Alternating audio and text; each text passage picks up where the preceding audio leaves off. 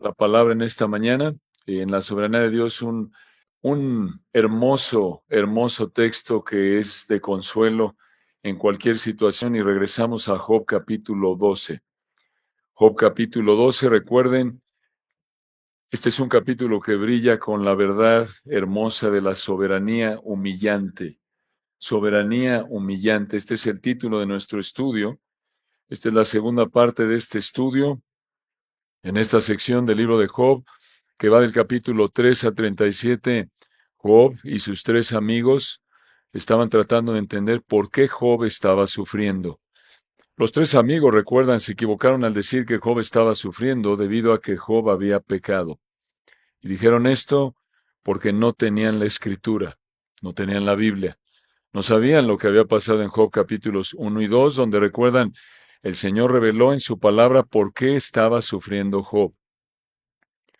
Después de que Elifaz y Bildad hablaron y Job respondió, Sofar le habló a Job en el capítulo 11. Y ahora, a partir de Job capítulo 12, Job volvió a responder.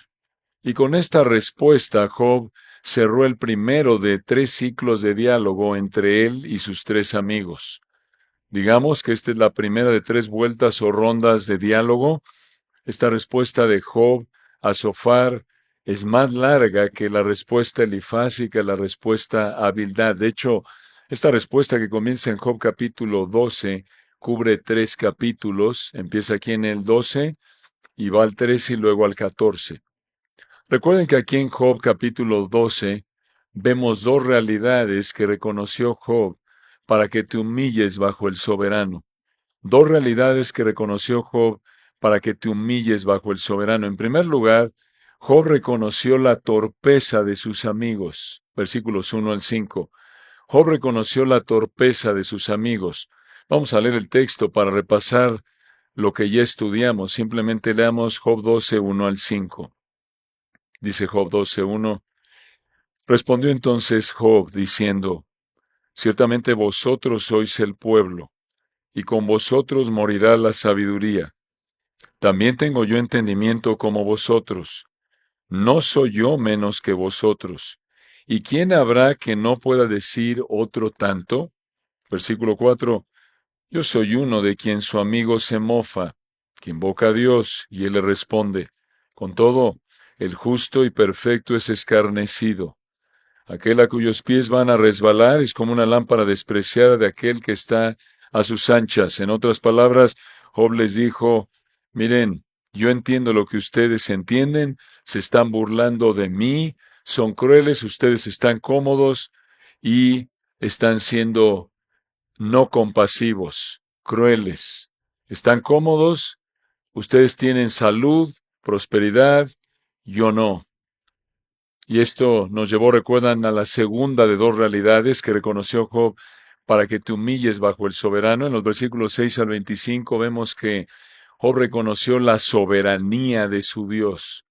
Job reconoció la soberanía de su Dios. Aquí en Job 12, 6 al 25 vemos la soberanía de Dios, recuerdan, sobre 3 esferas de la creación.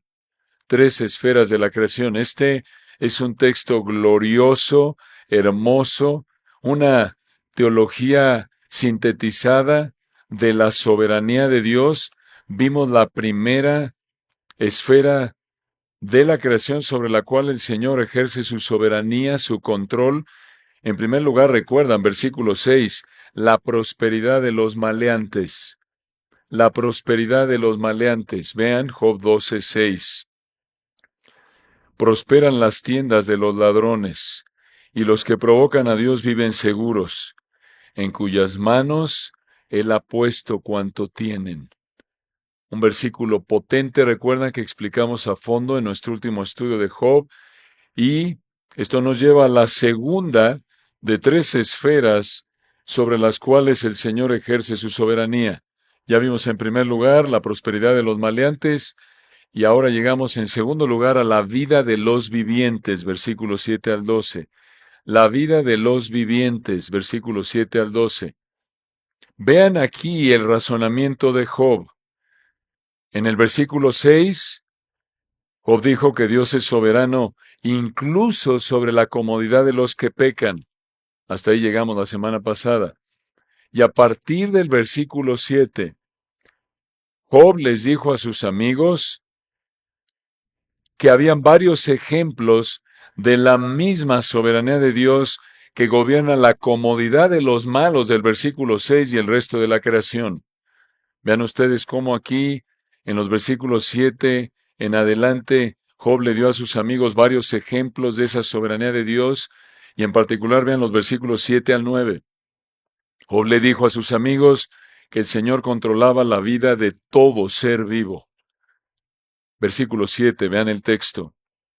Job 12:7. Y en efecto, pregunta ahora a las bestias, y ellas te enseñarán, a las aves de los cielos, y ellas te lo mostrarán. Versículo 8. O habla la tierra, y ella te enseñará. Los peces del mar te lo declararán también. En el 9. ¿Qué cosa de todas estas no entiende que la mano de Jehová la hizo? Vean por favor la frase en el 9, la mano de Jehová. Esa frase, la mano de Jehová, simboliza el poder infinito de Jehová. El poder infinito de Jehová es simbolizado por la frase, la mano de Jehová. Esta es una manera poética de decir, escucha, que el Señor creó con su poder infinito todo lo creado. El Señor Jesucristo lo hizo. Así lo dice Juan 1:3, recuerdan, todas las cosas por Él fueron hechas, y sin Él nada de lo que ha sido hecho fue hecho. Juan 1:3. Pero vean la última frase del versículo 9.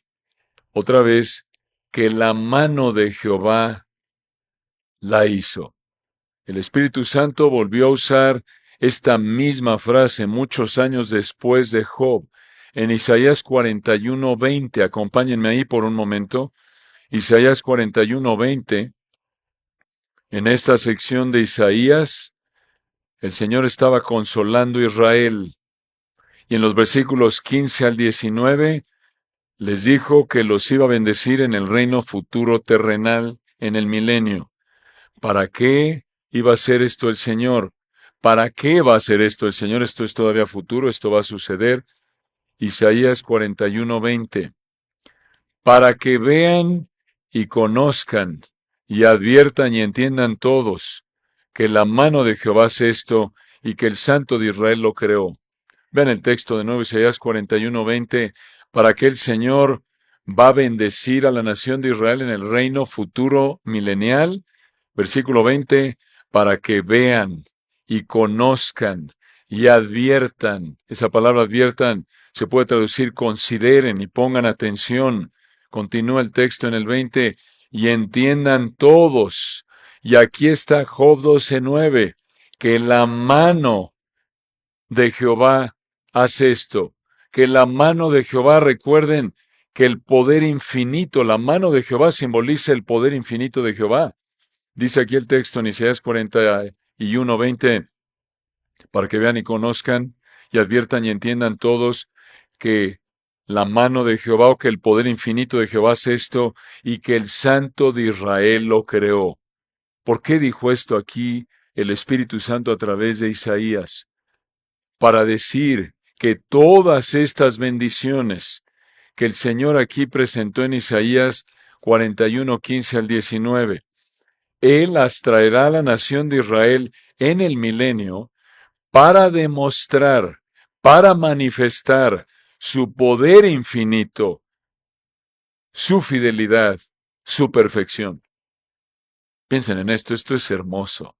Escuchen, así como en Job 12:9, el Señor demuestra su poder infinito, soberano, en la creación y en darle vida a su creación. Así también en Isaías 41 demostrará su poder infinito, soberano, al cumplirle a Israel toda bendición en el reino milenial en el futuro, aquí en la tierra. Ahí estaremos físicamente para ver todo esto. Este es un privilegio inmerecido, es una bendición.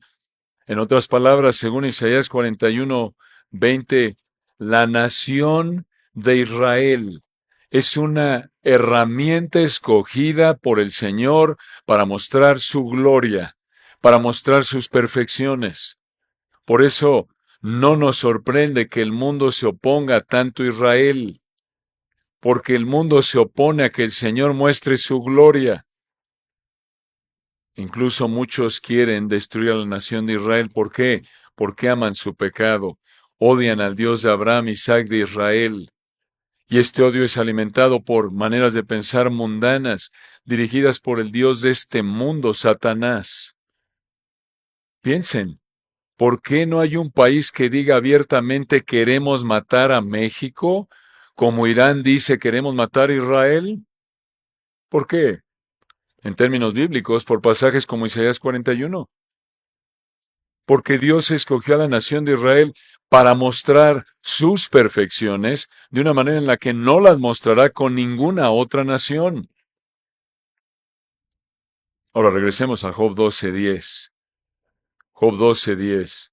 El Señor no solo creó y le da vida a todo animal, sino también al ser humano. Vean esto. Job 12:10, como dijimos la última vez en Job 12, esto es como entrar a Proverbios, hablando de la soberanía de Dios, en el sentido de que casi cada versículo está tan cargado de verdad. Vean Job 12:10. Job le dijo a sus amigos, en su mano está el alma de todo viviente y el hálito de todo el género humano. Vean qué texto. Vean de nuevo el texto, Job 12:10, en su mano. ¿Qué mano? La misma mano del versículo 9. La mano de Jehová, que simboliza su poder infinito. Vean el texto en el 10, en su mano, en el poder infinito, soberano, versículo 10, está el alma, o se puede traducir la vida, de todo viviente, y el hálito se refiere al aliento de todo el género humano. Aquí Job reconoció de manera implícita que su vida dependía del poder infinito, soberano de Yahweh, de Jehová. Lo mismo para todos.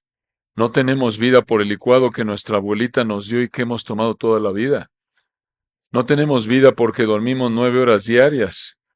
No tenemos vida porque hacemos 2 horas de ejercicio diario. En últimas, si tenemos vida, versículo 10, es porque el poder infinito soberano del Señor nos mantiene vivos. Momento a momento, nuestra vida depende del mismo poder infinito con el que el Señor creó todo, como dice el versículo 9, que creó todo con su mano, y en el versículo 10 que mantiene con vida a todos con la misma mano, simbolizando el poder infinito. Qué verdad tan hermosa. Como le dijo Daniel a Belsasar en Daniel 5:23, nuestra vida está en la mano de Dios y todos nuestros caminos son de Dios. Y Belsasar era un incrédulo. En otras palabras, esta verdad que estamos viendo en Job 12:10 se aplica a todo ser humano, incrédulo y creyente. Por eso, en Apocalipsis 1:18 el Señor Jesucristo dice, y tengo las llaves de la muerte y del Hades. ¿Qué significa eso? Que el Señor Jesucristo controla la vida y la muerte de toda persona, de toda persona.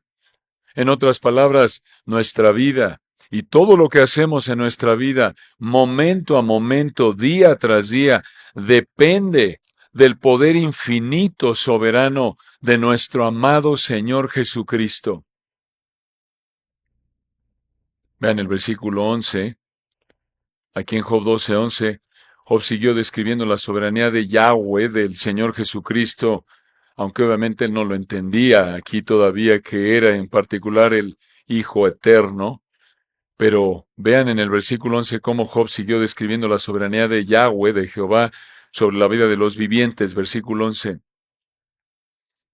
Ciertamente el oído distingue las palabras, y el paladar gusta las viandas. Una mejor traducción del versículo 11 es esta, como lo traduce una versión. Escuchen, vean el texto. ¿Acaso el oído prueba palabras como el paladar gusta su alimento? En Job 34:3, Un hombre llamado Eliú dijo casi lo mismo. Y como un escritor explica, esto podría indicar que este era un dicho conocido en esa época.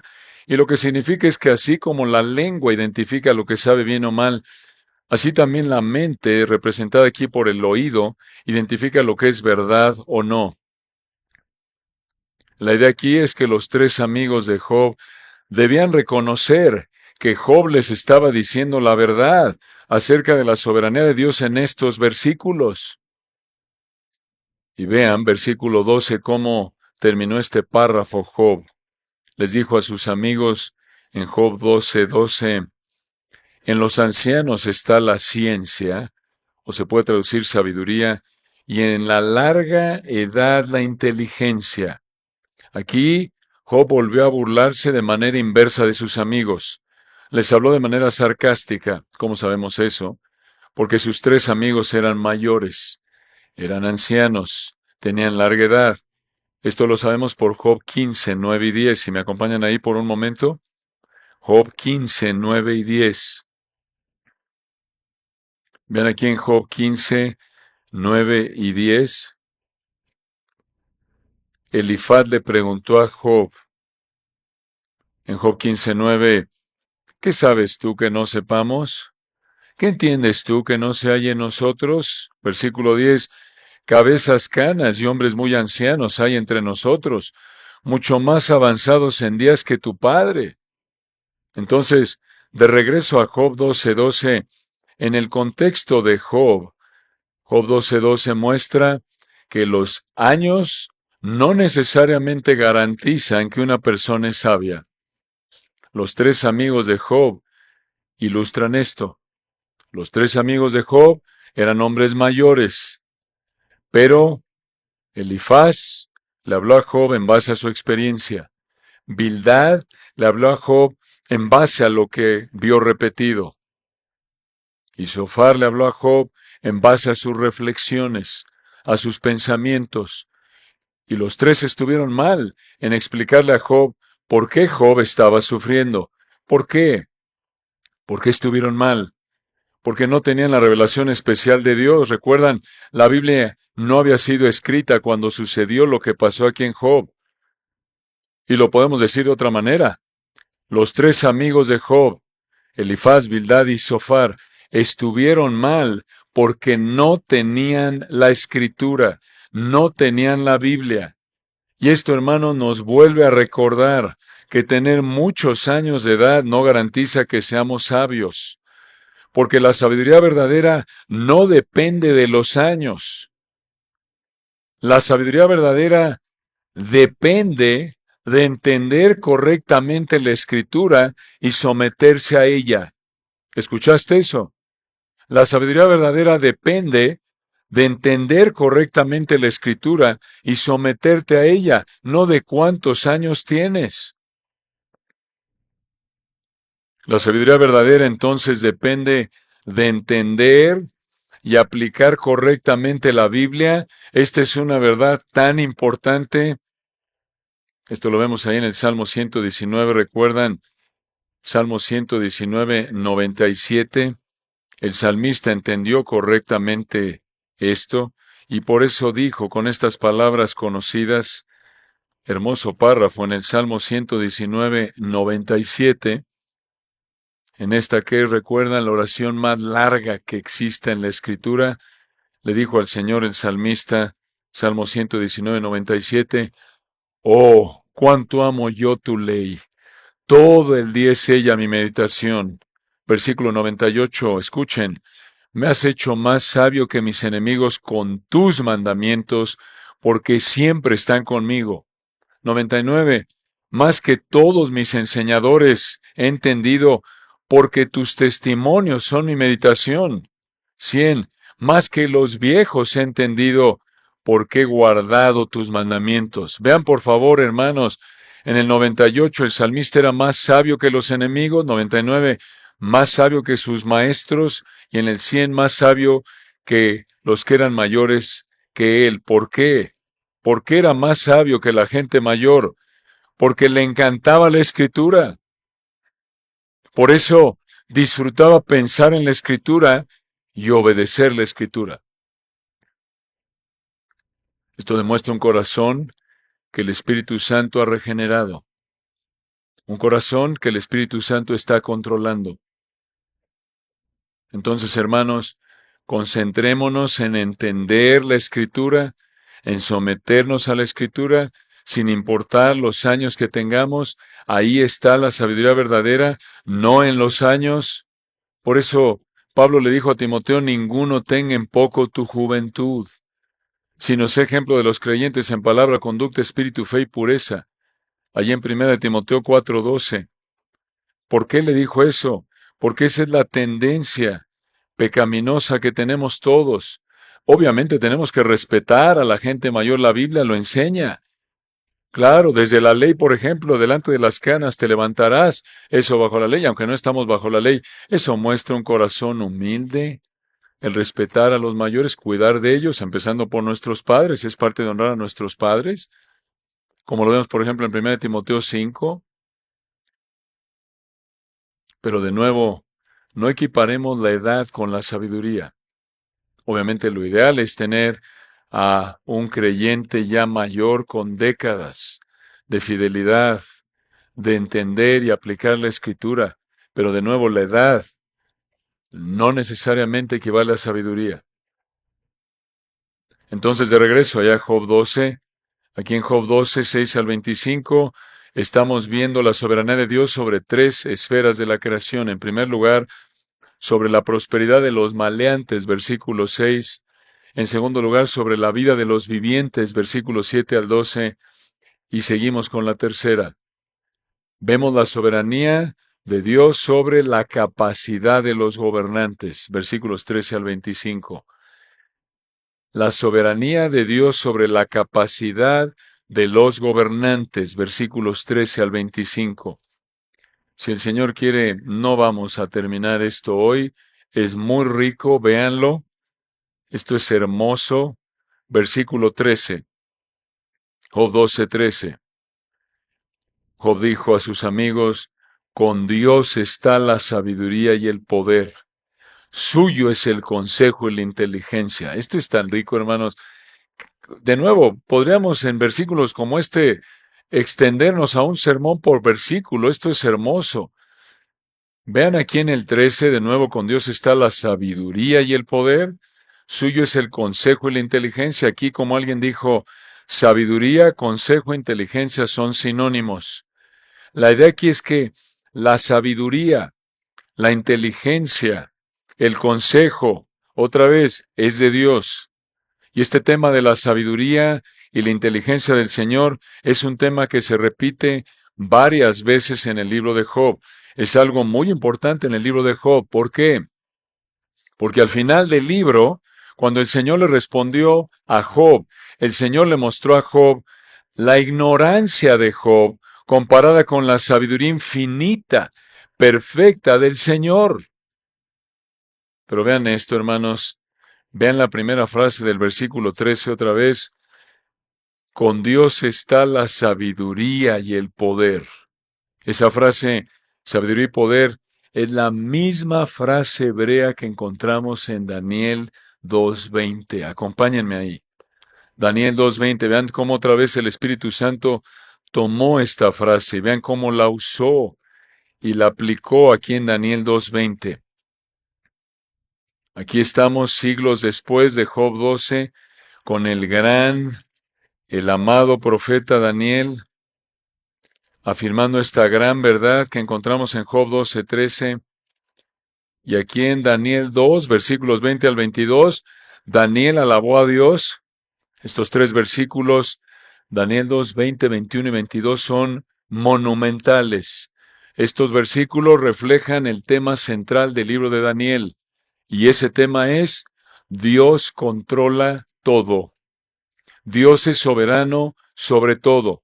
Mismo tema que estamos viendo aquí en Job 12, 6 al 25.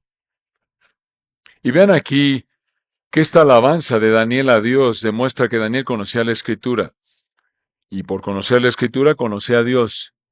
Véanlo en Daniel 2:20. Y Daniel habló y dijo: Sea bendito el nombre de Dios de siglos en siglos. Una pausa y vean esto, vean el nuevo texto. Y Daniel habló y dijo, sea bendito, sea alabado aquí en arameo como en el Salmo 103, 1 en hebreo. Cuando recuerdan, ahí David dijo, bendice alma mía Jehová. ¿Se acuerdan de ese hermoso texto? En el Salmo 103:1 es la misma idea. Aquí en Daniel 2:20, Daniel habló y dijo, sea bendito, sea alabado. Vean quién, versículo 20, Daniel habló y dijo, sea bendito el nombre de Dios. ¿Qué es el nombre de Dios? Lo hemos estudiado antes. Esta verdad, el nombre de Dios se refiere a quién es Dios, la suma de sus atributos, sus perfecciones. Recuerden en Éxodo 34, cuando en Éxodo 33 Moisés le pidió a Dios que le mostrara su gloria, y el Señor le respondió proclamándole, esto es predicándole, explicándole el nombre de Jehová, y le dijo en Éxodo 34, 5 al 7, Jehová, Jehová, fuerte, misericordioso y piadoso, ¿recuerdan? Entonces, el nombre de Dios se refiere a quién es Dios, sus perfecciones, lo que Él es, lo que Él hace. Entonces, Daniel 2:20, Daniel habló y dijo, sea alabado Dios, sus perfecciones, el nombre de Dios. Vean por cuánto tiempo, versículo 20, de siglos en siglos. Esto es fabuloso. Esto apunta a la eternidad de Dios. ¿Cómo es posible que el nombre y las perfecciones de Dios sean alabadas de siglos en siglos? Esto es, ¿por qué es que Dios puede ser alabado en toda su plenitud, todas sus perfecciones, por toda la eternidad? Porque Dios es eterno. El Dios eterno es Jehová. Él es el Padre eterno, el Señor Jesucristo, como dice Isaías 9:7. Y esto apunta, escucha, piensa en esto, por favor, hermanos. Si Dios puede ser alabado por toda la eternidad, porque Él es el Dios de gracia, el Dios de paz, el Dios todopoderoso, el Dios bueno, el Dios de ira, el Dios que juzga el pecado. Si Dios puede ser siempre alabado de esa manera por toda la eternidad, es porque Él es eterno y Él nunca cambia. Él nunca cambia. Esto es hermoso. Esto es hermoso. No es que antes podíamos alabar a Dios porque era amoroso, pero ya no, porque ya no es amoroso. No es porque antes podíamos alabar a Dios porque era soberano, pero ahora ya no. Alguien ya le quitó el trono, ya lo derrocó. No, no. Esto es hermoso. Él siempre es igual de merecedor de la alabanza porque nunca cambia. Esto es hermoso. No importa si nuestros sentimientos y nuestras circunstancias cambian y cambian nuestras circunstancias y sentimientos, pero Él, versículo 20, es bendito de siglos en siglos porque Él nunca cambia. Qué verdad tan gloriosa, hermanos. Por eso Daniel dijo, ven el versículo 20, y Daniel habló y dijo, sea bendito el nombre de Dios de siglos en siglos. ¿Por qué bendijo aquí Daniel a Dios? ¿Cuál fue la razón específica? Versículo 20, porque suyos son el poder y la sabiduría. ¿Dónde vimos eso? Job 12:10. Misma frase hebrea. Vean el texto de nuevo. Porque suyos son el poder y la sabiduría. ¿Qué quiere decir eso? Vean el contexto otra vez. Daniel habló y dijo, sea bendito el nombre de Dios de siglos en siglos, porque suyos son el poder y la sabiduría. En otras palabras, su poder y sabiduría son perfectos, infinitos, y nadie se los dio. Son de Él. Él es la fuente de su poder infinito. Él es la fuente de su sabiduría infinita. Y aquí en Daniel 2, su poder y sabiduría se manifiestan en su dirección de la historia humana. Por aquí en Daniel 2, Dios reveló a Nabucodonosor en un sueño su plan eterno desde la época de Nabucodonosor hasta la eternidad futura. Esta es una bendición tremenda, hermanos. Piénsalo, por favor. Aquí en Daniel 2:20, Dios manifiesta su poder y sabiduría infinitos en la dirección de los gobiernos y la historia humanos. Y aquí en el versículo 20 observen otra vez que su eternidad va de la mano con su poder y su sabiduría. Por eso dijo, sea bendito el nombre de Dios de siglos, en siglos. Ahí está eternidad, porque suyos son el poder y la sabiduría. ¿Qué significa esto? Que la historia humana, escucha, que los gobernantes humanos siempre están bajo el control del Todopoderoso y Sabio. La historia humana y los gobernantes humanos siempre están bajo el poder y sabiduría infinitos de Dios. Piensen, esta verdad es hermosa. Dios jamás dice, este hombre no debería haber llegado a ser presidente. Esta mujer no debería haber llegado a ser presidenta, pero me ganó su popularidad. No lo pude evitar. Ay, ay, ay, aquel presidente pensaba que era buen candidato, como si Dios dijera esto. Yo pensaba que ese hombre era un buen candidato, pero no conocí esto de su vida y me equivoqué y lo puse ahí. No, hermanos, imposible. No hay situación que sobrepase su poder y su sabiduría.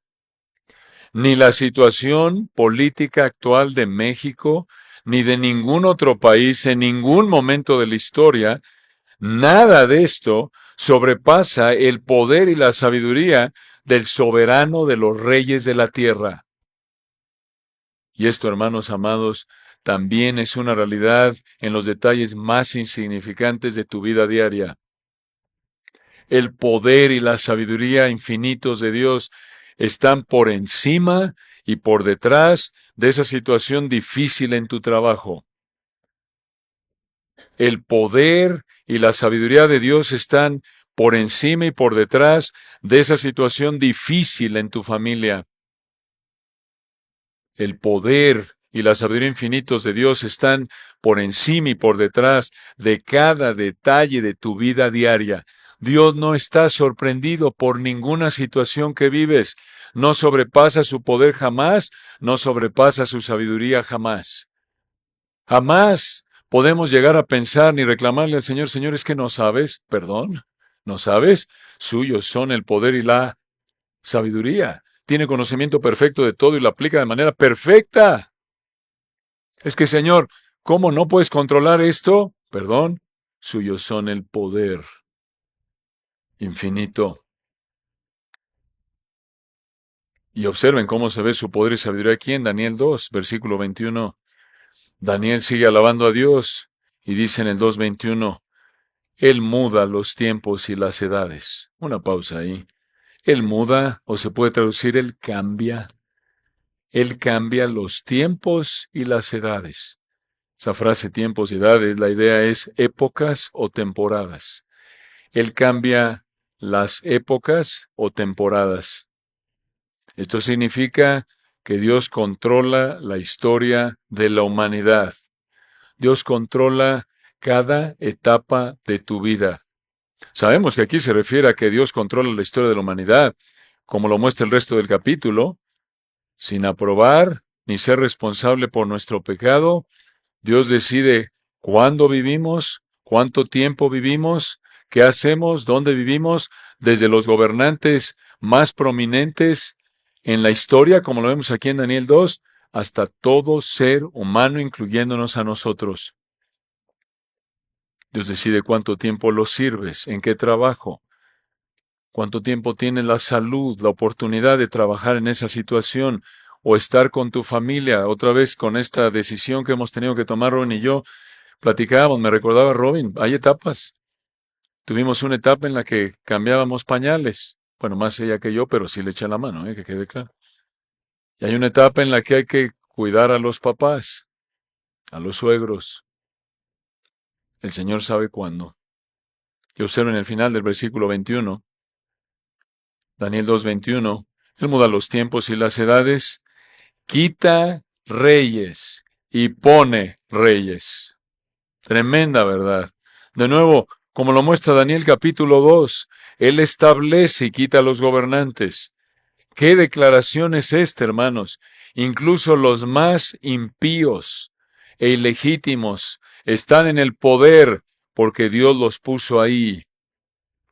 Esto es reiterado por Romanos 13:1. No hay autoridad sino de parte de Dios y las que hay por Dios han sido establecidas. Romanos 13:1.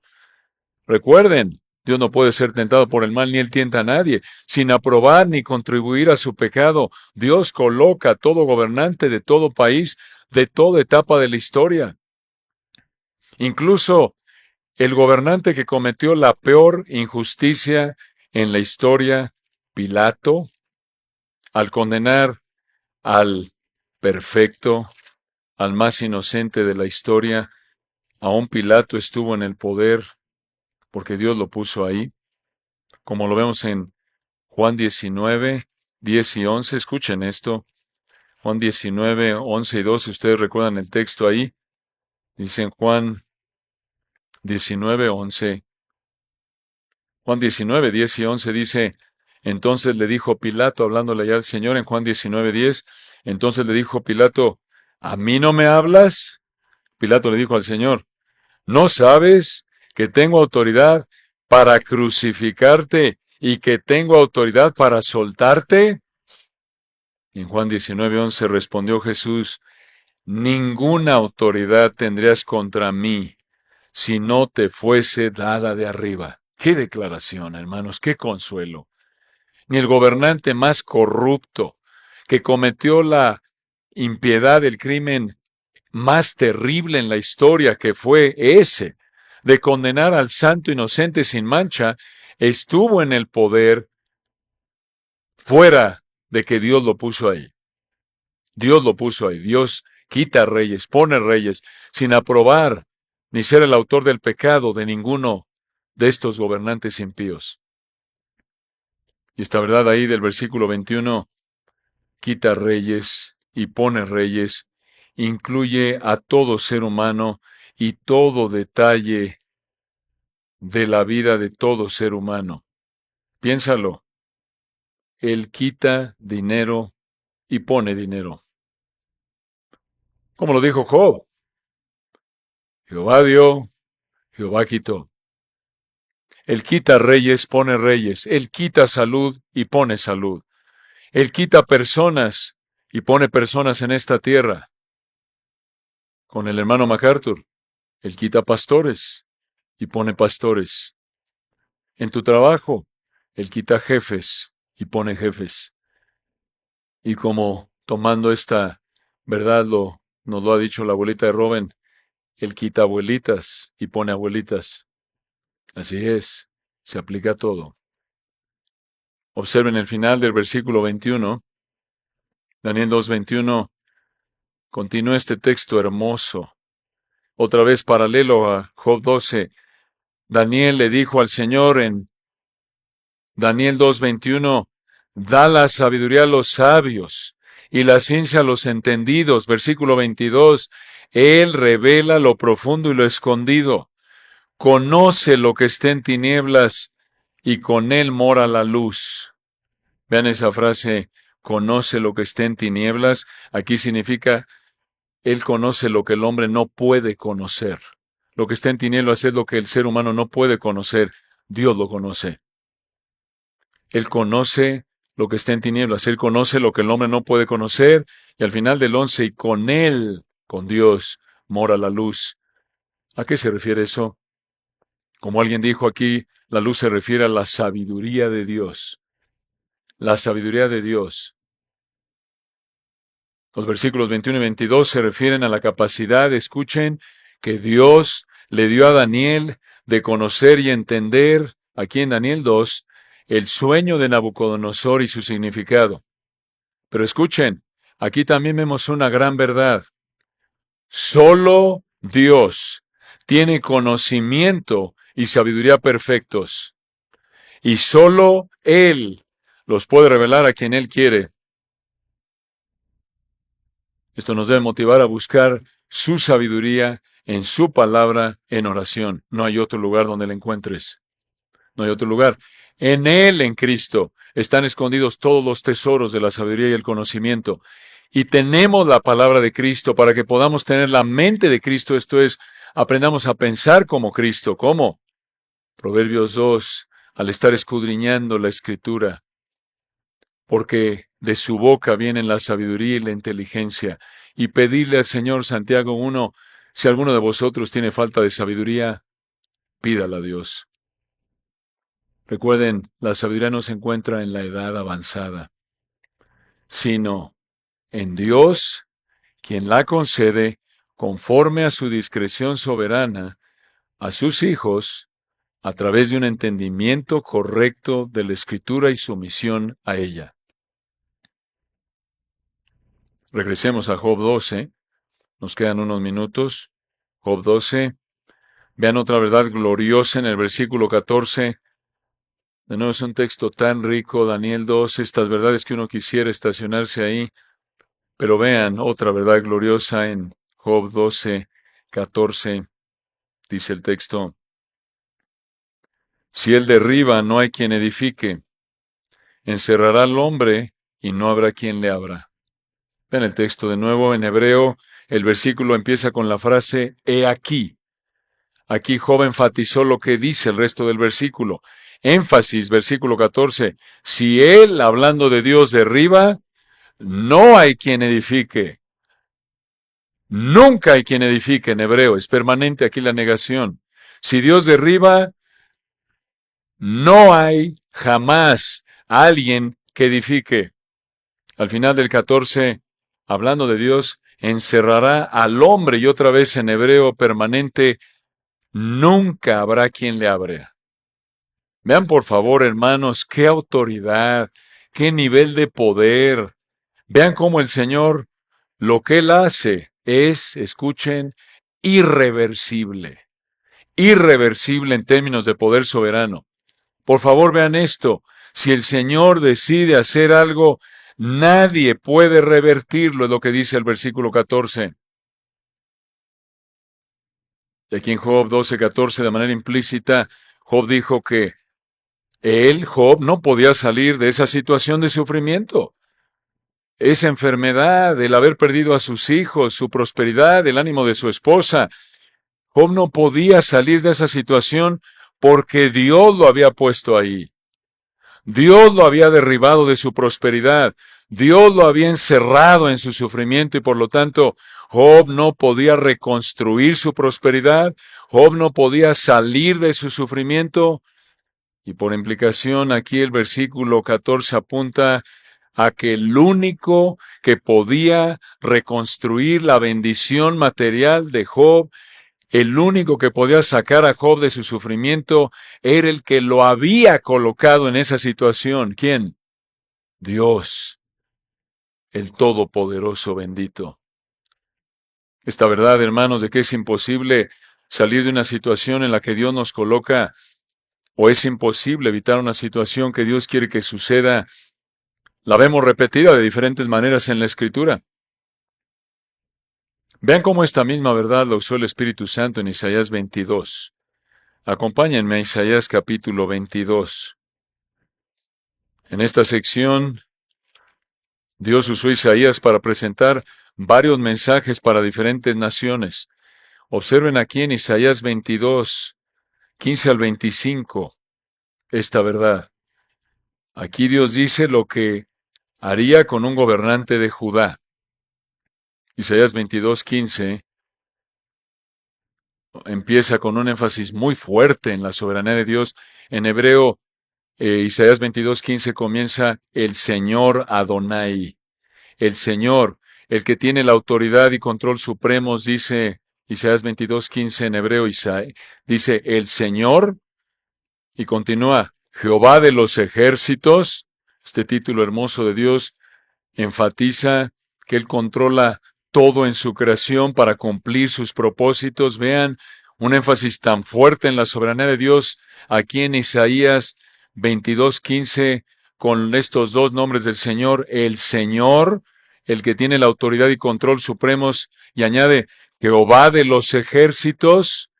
¿Por qué tan fuerte el énfasis? Para garantizar que el Señor iba a hacer esto, sin lugar a dudas. sin impedimento alguno. ¿Y qué iba a hacer? Versículo 15. Jehová de los ejércitos dice así, le dijo a Isaías, ve, entre este tesorero, a Sebna el mayordomo, y dile. Sebna estaba en el segundo nivel de autoridad por debajo del rey. Esto lo vemos aquí abajo en los versículos 21 y 22. Y vean que Isaías tenía que darle un mensaje a Sebna que Dios le dio. Versículo 16. ¿Qué tienes tú aquí? Esto para Sebna. ¿O a quién tienes aquí? ¿Que labraste aquí sepulcro, o en hebreo tumba, para ti? Como el que en lugar alto labra su sepultura, tumba en hebreo, o el que esculpe para sí morada en una peña o roca. Esto significa que Sebna había construido una tumba en honor a sí mismo, como si fuera un rey, como un monumento para él. Esto mostró su soberbia. Y vean versículo 17, Dios le dijo a Sebna, he aquí, énfasis en lo que viene, que Jehová te transportará, o en hebreo te aventará, en duro cautiverio y desierto te cubrirá el rostro. Es última frase en el 17, véanla, en duro cautiverio y desierto te cubrirá el rostro. Se puede traducir mejor del hebreo, hombre joven, te agarrará firmemente. Hombre joven, te agarrará firmemente. La idea es que Sebna se veía como un hombre joven, fuerte. 18. Te echará a rodar con ímpetu, esto para Sebna, como a bola por tierra extensa. Allá morirás, y allá estarán los carros de tu gloria. Oh vergüenza de la casa de tu Señor. Esto significa que Dios haría morir a Sebna de manera vergonzosa, lejos de Jerusalén. Y Dios le dijo algo más, versículo 19. Y te arrojaré, o en hebreo, te empujaré de tu lugar, y de tu puesto, se refiere al puesto de trabajo o cargo, te empujaré, en hebreo, te jalaré hacia abajo. Esto significa que Dios lo bajó de su cargo de autoridad y descendió de ser mayordomo a escriba. ¿Pasó esto? Sí. Esto pasó durante el reinado de Ezequías, antes del año 701 antes de Cristo. Y vean qué más iba a hacer el Señor, versículo 20. En aquel día llamaré a mi siervo Eliakim, hijo de Hilcías. Una pausa ahí. Esto sucedió cuando Eliakim reemplazó a Sebna como mayordomo, como el segundo en autoridad después del rey, pero observen por favor que Eliakim fue llamado por Dios, versículo 20, mi siervo. Mi siervo. ¿Por qué? Esto podría indicar que era un hombre obediente a Dios. Y vean versículo 20, Dios le sigue diciendo a Sebna lo que haría con Eliakim en el 21. Y a Eliakim lo vestiré de tus vestiduras, Sebna, y lo ceñiré de tu talabarte, o cinto. Esto se refiere a vestimenta sacerdotal. Y entregaré en sus manos tu potestad o tu autoridad, y será padre al morador de Jerusalén y a la casa de Judá. El versículo 21 muestra la autoridad del mayordomo, solo por debajo del rey. Y escuchen esto, versículo 22. Aquí viene la misma idea de Job 12:14. Vean aquí cómo el Espíritu Santo tomó esa idea de Job 12:14. Recuerdan, lo acabamos de ver en Job 12:14. Si él derriba, no hay quien edifique, encerrará al hombre y no habrá quien le abra. Esa misma verdad, vean cómo la aplicó aquí el Espíritu Santo en Isaías 41:22. Perdón, Isaías 22:22. Dice esto, escuchen. Y pondré, dijo Dios, la llave de la casa de David sobre su hombro. Y aquí viene, abrirá y nadie cerrará. Cerrará y nadie abrirá. Esto significa que Eliakim tenía la autoridad para decidir quién entraba o no entraba a la presencia del rey. Vean, para terminar, hermanos, cómo el último libro de la Escritura afirmó esta verdad revelada en el primer libro de la Escritura. Ahí en Apocalipsis 3:7, y terminamos con esto rápidamente. Apocalipsis 3:7. En Apocalipsis 3:7 escribe al ángel de la iglesia en Filadelfia. Esto dice el santo y el verdadero, el que tiene la llave de David. Y escuchen esto, el que abre y ninguno cierra, y cierra y ninguno abre. ¿Qué significa esto? Que solo el Señor Jesucristo, escucha, decide quién entra en su reino davídico. Solo el Señor Jesucristo decide quién entra en el reino milenial. O dicho de otra manera, Solo el Señor Jesucristo tiene la autoridad de dar salvación a alguien. Escucha, el que tiene la primera y la última palabra en la salvación es el Señor Jesucristo, no el pecador. Es un error pensar, como muchos de nosotros lo hemos hecho, que en la salvación Dios ha hecho todo lo que puede hacer y ahora la palabra final la tiene el pecador.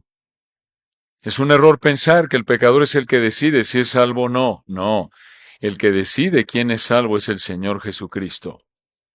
Obviamente, somos responsables y aquel que rechaza al Señor termina en el infierno por su culpa, no hay excusa. Esta es la condenación, la luz vino al mundo y los hombres amaron más las tinieblas que la luz porque sus obras eran malas. Tenemos que ejercer fe y arrepentimiento, pero eso solo es posible por la obra del Espíritu que nos capacita para hacer eso. Por eso el Señor dijo, misma idea, Mateo 11:27, todas las cosas me fueron entregadas por mi Padre, y nadie conoce al Hijo sino el Padre, ni al Padre conoce a alguno sino el Hijo, y aquel a quien el Hijo lo quiera revelar. Misma idea de Apocalipsis 3:7. Él es el que abre y ninguno cierra, y cierra y ninguno abre. Por eso, hermanos, tenemos que rogarle al Señor por la salvación de los perdidos. 1 Timoteo 2:1-8. Y si no eres salvo, tienes que rogarle que te conceda salvación, porque solo Él te la puede dar. Como el publicano en Lucas 18, Dios sé propicio a mi pecador, es lo único que puedes hacer. Es tu responsabilidad reconocer que lo único que le puedes ofrecer a Dios es tu pecado. Estás condenado, la ira de Dios está sobre ti. Eres un hijo de ira. Y solo le puedes pedir misericordia.